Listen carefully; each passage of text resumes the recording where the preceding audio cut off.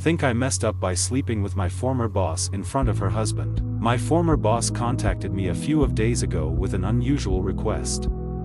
She wanted to know if I was interested in sleeping with her while her husband watched us.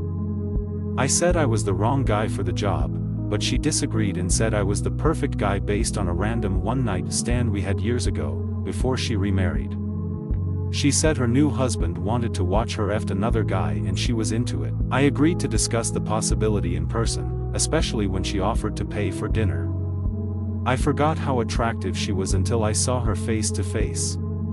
She introduced me to her new husband who wanted me to understand that all he wanted was to be an observer in the bedroom. He made it sound like the worst case scenario was that I would have sex, which I believed, so yeah, I said yes. Fast forward to the effing. A couple of days had now passed since I said yes. I was in the missionary position when I heard snoring and farting coming from the so-called observer.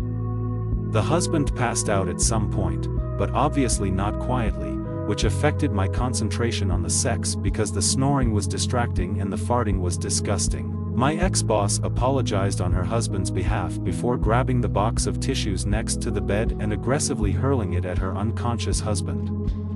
Aim was off, tissue box missed the target, prompting my ex-boss to hysterically scream her husband's name over and over into my ears while I was still laying pipe and trying to pretend that absolutely nothing weird was happening.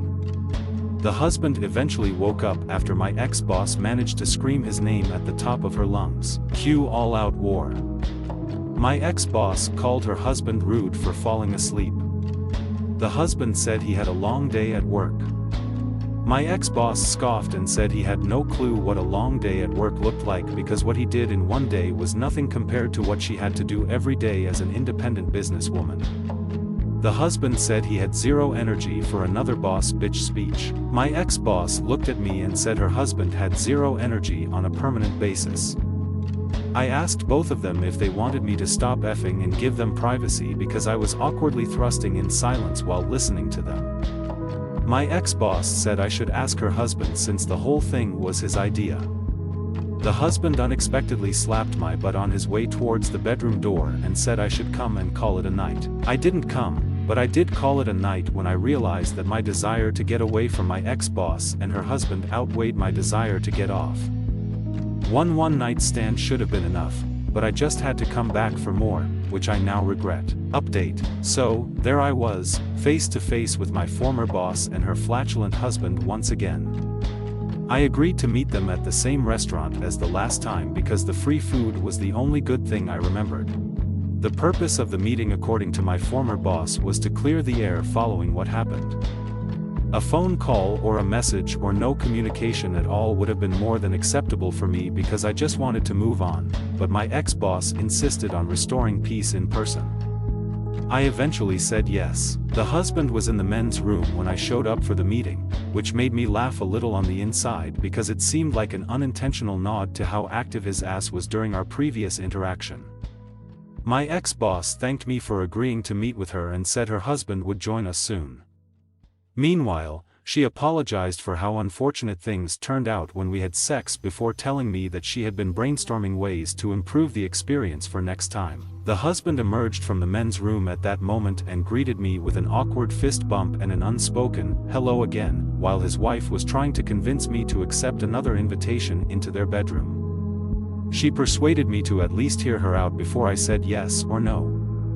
Her plan was to pivot her approach in the bedroom and embrace the dominant position during sex because she believed her husband would be less likely to fall asleep again if he was watching her put on a show and take control.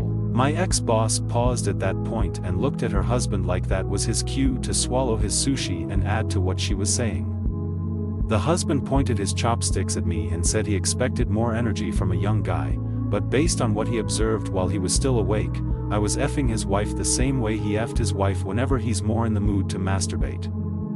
I said having sex with another man's wife while the man was in the room was like trying to poop comfortably while a random person was watching. The husband asked if I made moaning noises when I pooped. I said my moans mid-poop was dependent on how hard I had to push to unclog my colon. The husband said I might need to start pretending that I'm pushing as hard as possible when I sleep with someone because I never made a sound when I was intimate with his wife, which apparently contributed to his struggle to stay awake.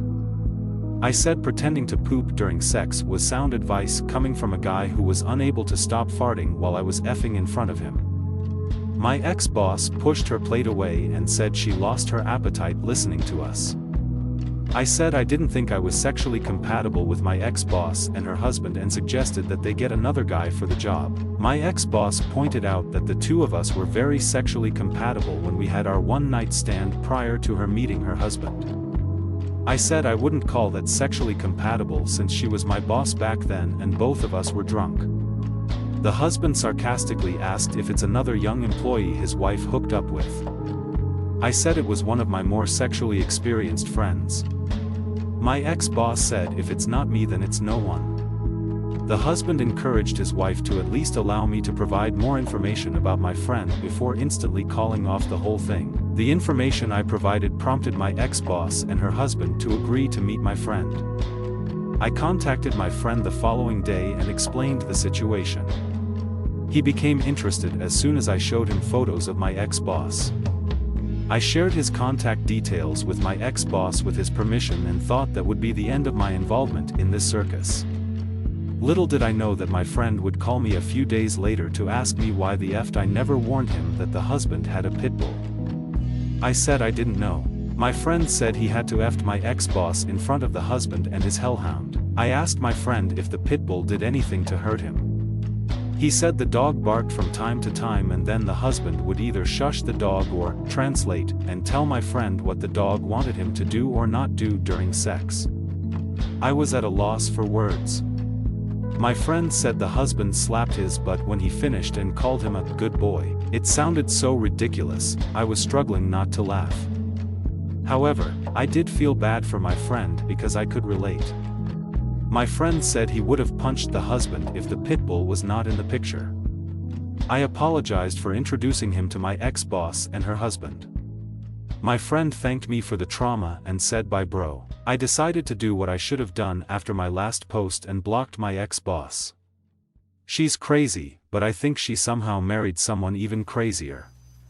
I'm still working on a way to make my friend like me again.